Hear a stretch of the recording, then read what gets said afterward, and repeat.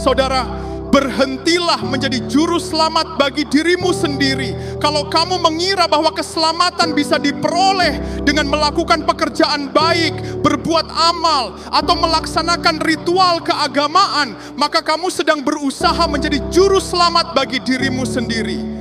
Dan waktu kamu berada di pintu surga dan meminta Tuhan untuk mengizinkan kamu masuk, maka kamu akan melakukan 3 hal ini. Pertama, kamu akan membeberkan semua pekerjaan baik dan amalmu, semua ritual keagamaanmu. Aku sudah melakukan ini dan itu. Aku sudah lakukan dari A sampai Z. Ini adalah tahap validasi diri. Kedua, kamu akan menuntut hakmu dan berkata, sekarang berikan hakku atas surga, karena aku sudah melakukan banyak pekerjaan baik dan mentaati semua peraturan-peraturan ini semasa hidupku. Dan ketiga, saat kamu telah diberikan hak untuk masuk ke surga, kamu akan berkata, untung aku sudah lakukan ini dan itu, untung aku tidak pernah lupa lakukan ini dan itu. Saudara, ini adalah tahap memuliakan diri sendiri, memegahkan aku. Jadi 3 hal yang kamu akan lakukan adalah mengatakan, dari aku, oleh aku, dan untuk aku, dan aku. Saudara, kalau kamu menjadi juru selamat bagi dirimu sendiri, di manakah kemuliaan bagi Tuhan? Tuhan yang saya sembah bukanlah Tuhan yang hanya berdiam diri di sorga untuk menimbang perbuatan baik dan buruk seseorang, tetapi Tuhan yang telah mengosongkan dirinya dan datang ke dunia sebagai manusia untuk menjadi juru selamat bagi saudara dan saya. Sekarang dengarkan ini baik-baik. Keselamatan itu bukan hasil usahamu, bukan hasil pekerjaanmu, tetapi pemberian Allah. Itulah sebabnya disebut kasih karunia. Karena dengan iman kita mendapatkan pengampunan dosa, dibenarkan dan dikuduskan. Tetapi segala sesuatu itu berasal dari Tuhan, oleh Tuhan, dan untuk kemuliaan Tuhan. Sehingga tidak ada manusia yang bisa berkata aku, dan aku. Karena semuanya adalah Tuhan, Tuhan, dan Tuhan. Karena sesungguhnya keakuan adalah dosa pertama yang dilakukan manusia di Taman Eden. Iblis mengetahui kelemahan manusia sehingga ia berkata, kamu akan menjadi seperti Allah. Dan sejak saat itu manusia pun mulai merasa dirinya bisa menjadi juru selamat bagi dirinya sendiri, karena manusia merasa sama seperti Allah.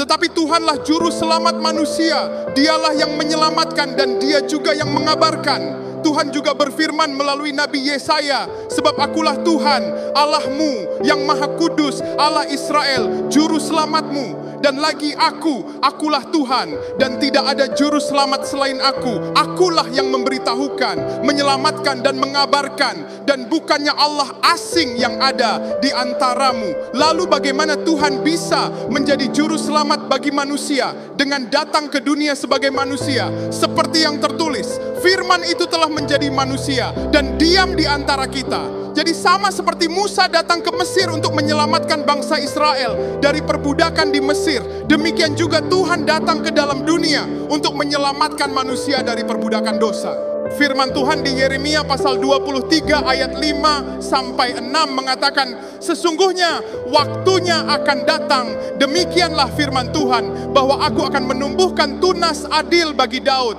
Ia akan memerintah sebagai raja yang bijaksana dan akan melakukan keadilan dan kebenaran di negeri.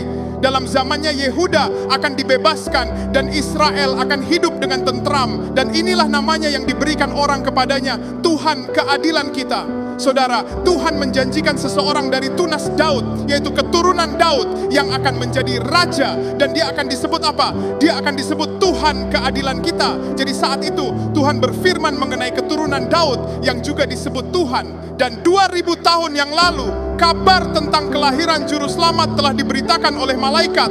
Pertama kepada Maria dengan mengatakan bahwa anak yang dilahirkannya akan disebut kudus, anak Allah yang maha tinggi, dan kerajaannya tidak akan berkesudahan.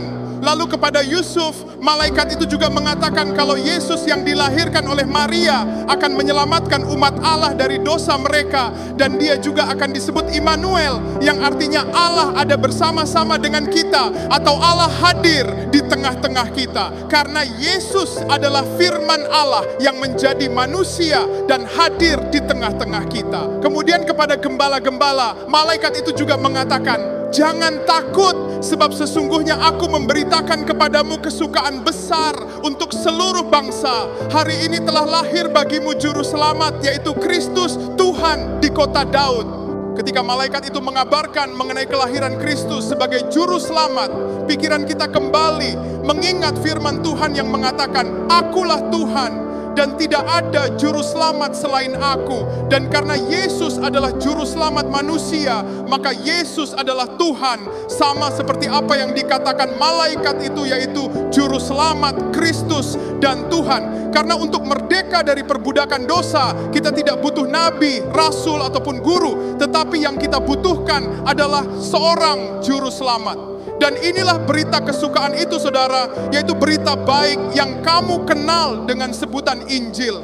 Kabar baik tentang datangnya Yesus Sang Mesias, keturunan Daud yang adalah anak Allah yang maha tinggi, Tuhan dan Juru Selamat bagi seluruh bangsa di dunia ini. Karena Yesus datang ke dunia sebagai manusia untuk menyelamatkan manusia dari kutuk dan perbudakan dosa. Dan Yesus adalah Immanuel, Allah yang hadir di tengah-tengah kita untuk menyertai kita selama-lamanya. Dan puncak dari kabar baik itu nyata dalam karyanya di atas kayu salib dan kebangkitannya. Sebab Injil bukan hanya berita tentang kedatangan Mesias, tetapi juga tentang kemenangannya atas dosa dan maut. Saudara, sekarang janganlah takut lagi kepada maut dan kematian, karena Yesus sudah mengalahkan maut dan bangkit dari kematian untuk menyatakan kepada dunia dan alam semesta bahwa kuasa dosa dan maut telah dihancurkan. Tuhan Yesus berfirman, "Aku adalah yang hidup, aku telah mati, namun lihatlah, aku hidup sampai selama-lamanya, dan aku memegang segala kunci maut dan kerajaan maut." Ingat dan imanilah ketika Tuhan Yesus berfirman, "Akulah kebangkitan dan hidup. Barang siapa percaya kepadaku, ia akan hidup, walaupun ia sudah mati. Maka kamu akan hidup untuk selama-lamanya. Maut tidak akan menyentuhmu, karena darah Yesus sudah menebusmu dari kutuk dosa